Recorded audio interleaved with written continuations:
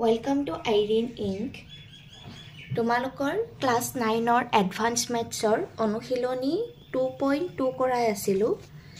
যোৱা ক্লাছত নাম্বাৰ 1 আৰু 2 হৈ গৈছিল আজি নাম্বাৰ 3 টো কি দিয়া আছে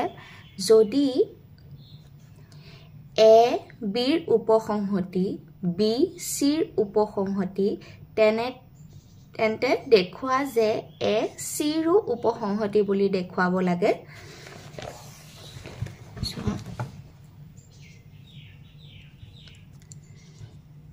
Number 3 to ki dia ase a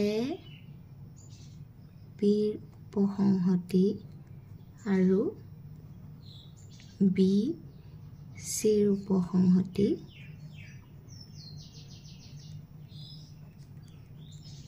dekhuabo lage a Sir উপসংহতি এতেকে আমি ধৰি লওঁ এটা এনেকুৱাকে থাকিলে আমি এটা মৌল ধৰি লওঁ যেটো কোনবা এটাত থাকে এতিয়া মানে সবত কৰি ইয়াত a টো হে b ৰ উপসংহতি গতিকে আমি a ধৰিম a x belongs to a যেহেতু a উপসংহতি b এতেকে আমি কি লিখিব পাৰো x যদি a থাকে a উপসংহতি b গতিকে a ৰ প্ৰতিটো মৌল কত থাকিব b টো থাকিব গতিকে মানে কি আহিব x belongs to b যদি x a টো থাকে a টো b ৰ উপসংহতি হয় গতিকে a ৰ প্ৰতিটো মৌল b থাকিব গতিকে a এটা যদি x টো কত থাকিব b টো থাকিব x যদি a থাকে x b টো থাকিব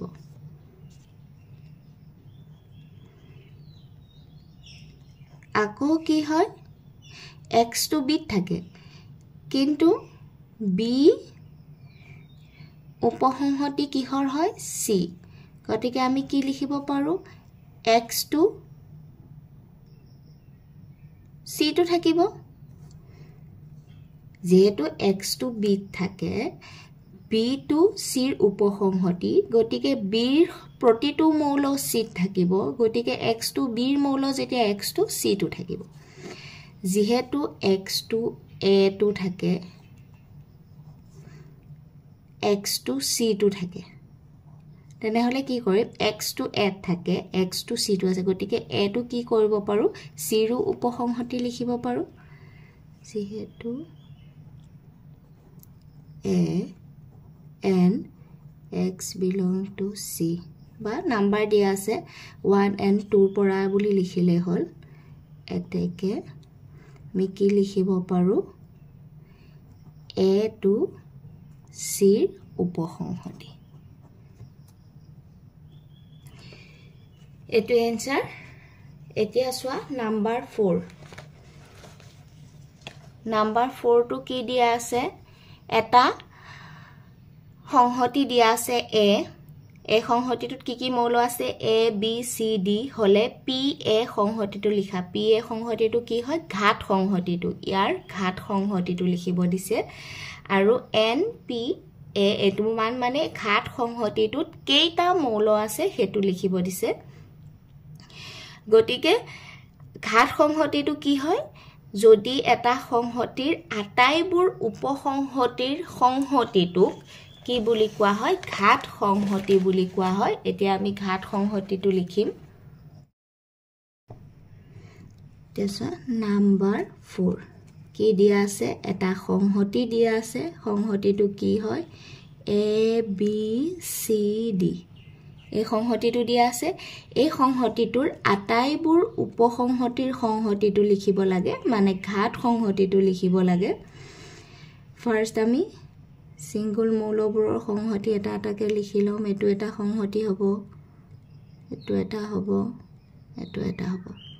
a b c d এটা এই গেটাও ইয়াৰ a টোৰ উপসংহতি আকৌ তাৰ পিছত আমি দুটাকে লিখিম a b AC A D তাৰপিছত A B S A C A D এতিয়া আমি বি টুক লৈ লিখিম B C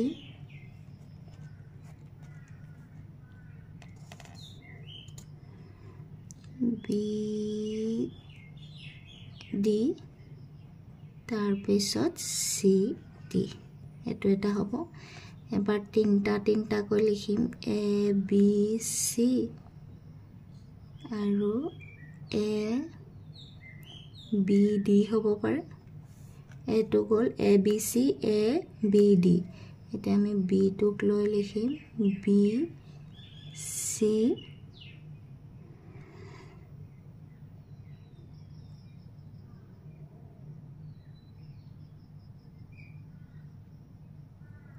D B C D A B D A C ডিটো লিখিব পাৰোঁ আকৌ এ চি ডি এইটো হ'ব পাৰে এতিয়া গোটেই চাৰিটা এ বি চি ডি আৰু কি হয় ফাইটো কি হয় প্ৰতিটো সংহতিৰে এটা উপসংহতিটো হয় গতিকে লাষ্টত আমি ফাইটো লিখিম সাব সংহতিটো এইটো যেহেতু ইয়াত চাৰিটা মৌল আছে এ বি চি ডি গতিকে সাব সংহতিটোত উপসংহতিটোত কিমানটা মৌল থাকিব লাগে 2 to the power 4 মানে 16টা থাকিব লাগে গতিকে আমি চাম ইয়াত 16টা আছে নাই 2 3 4 5 6 7 8 9 10 11 12 13 14 15 16 হয়তো 16টা আছে গতিকে হৈ গৈছে গতিকে আমি n কি লিখিব দিছিলে কেটা উপসংহতি থাকে এটো লিখিব দিছিলে n p a ইয়াৰ মানটো কি আহিব 2 to the power n equal to 2 to the power 4 equal to 16 এটোৱে নাম্বাৰ 4 এতিয়া সোৱা নাম্বার 5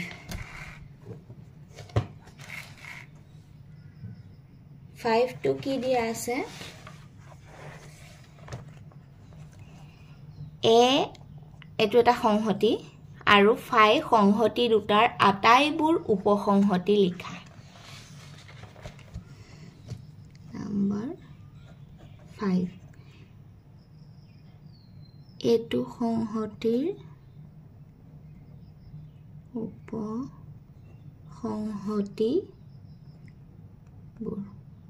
উপসংহতিবোৰ কি আহিব এটা ফাই হ'ব ফাইটো সবৰে এটা উপসংহতি ইয়াত চোৱা আটাইবোৰ উপসংহতিটোহে লিখিব দিছে ইয়াৰ ঘাত সংহতিটো লিখিব দিয়া নাই বা ডাইৰেক্ট ঘাত সংহতি বুলি লিখা আটাইবোৰ উপসংহতি এটা কি হৈ আছে ফাই হৈ আছে আৰু আটাইবোৰ উপসংহতিৰ সংহতিবোৰ বুলি দিয়া থাকিলে আমি ইয়াত ব্ৰেকেট দি লিখিম ইয়াত আটাইবোৰ উপসংহতিহে লিখিব দিছে উপসংহতিবোৰৰ সংহতিটোহে ঘাত সংহতি হয় খালি আমি এটো কাৰণে ইয়াত ব্ৰেকেট দি নিলিখো ইয়াৰ উপসংহতিবোৰ কি হয় এটা হ'ব ফাই আৰু এটা এ আৰু যেহেতু ইয়াত এটা মৌল আছে এটা মৌল মানে কি ইয়াত কেটা উপসংহতি থাকিব পাৰে 2 to the power 1 মানে দুটা ইয়াত উপসংহতি কি আছে ফাই আৰু এ এটো তাৰ পিছত ফাই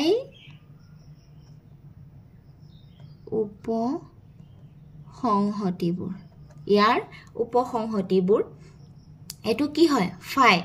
ফাই এটা সংহতি তাৰ উপসংহতিবোৰ লিখিব দিছে উপসংহতিবোৰ কি হ'ব কেটা থাকিব উপসংহতি ইয়াত মৌল কি এটাও নাই মানে 2 to the power 0 গতিকে কেটা উপসংহতি থাকিব এটা আৰু এটা যেহেতু ফাই হে উপসংহতিটো কি হ'ব ফাই হল উপসংহতিবোৰৰ সংহতি বুলি দিয়া থাকিলে আমি এটো যদি ঘাত সংহতি দিয়া থাকে এটো আমি ব্ৰেকেটত লিখিম খালি ইয়াত সংহতিবোৰ হে লিখিব দিছে গতিকে আমি অকল ফাই এনেকে লিখিম এতিয়া সোৱা নাম্বাৰ 6 to কি আছে একেখন ভেন চিত্ৰত প্ৰদৰ্শন কৰা একিটা এ সংহতি কিটা এটা ভেন চিত্ৰত প্ৰদৰ্শন কৰিব লাগে ফাৰ্স্ট সংহতিটো কি দিয়া আছে 6 ফাৰ্ষ্ট দিয়া আছে ইউ ইউ মানে এইটো সাৰ্বিক সংহতিৰ চিম্বলটো ইউ দিয়া থাকে 1 2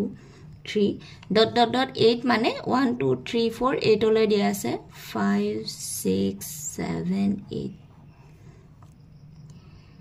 আৰু এ সংহতিটো দিয়া আছে 1 বি সংহতি এটা দিয়া আছে 1 4 7 আৰু এটা কি দিয়া আছে সি সংহতি দিয়া আছে 2 4 5 8 এটো আমি এটা ভেন ডায়াগ্ৰামত দিব লাগে যেটো ইউ টু সাৰ্বিক সংহতি আমি এটা স্কোয়াৰ লিখিলম